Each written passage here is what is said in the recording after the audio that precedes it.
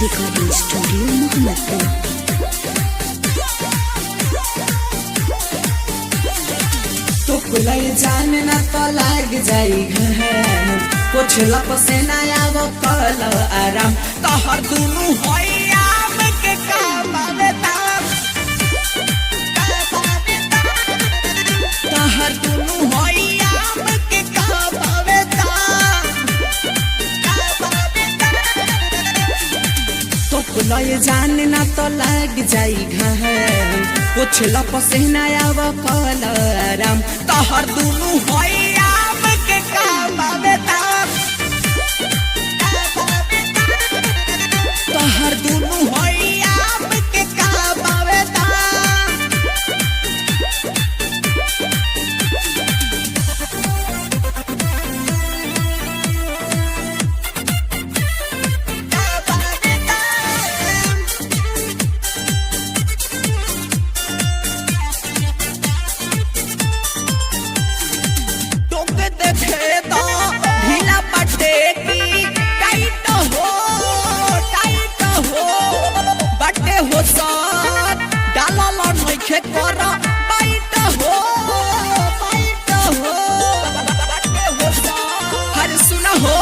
हमारा के जान लाला जावा हो तनी मोनी कटिए के चिखावा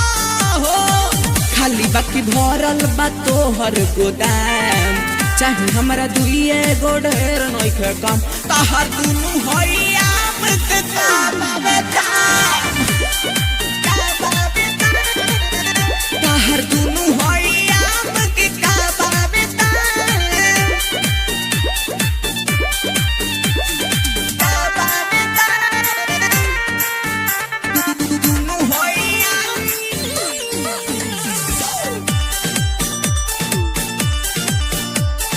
कमलेश रिकॉर्डिंग स्टूडियो मोहम्मदपुर।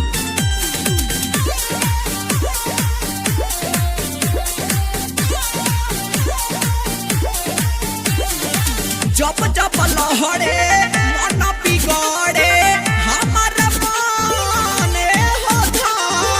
घुमेलु छूटा घरे तो मुठा वापस हमर था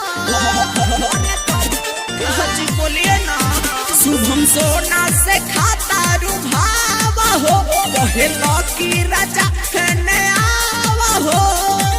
झूठ के करबू के हमके बदना है कदना धन अपने आज नीलाम तू होइया के काबावे तोहर दुनु होइया के काबावे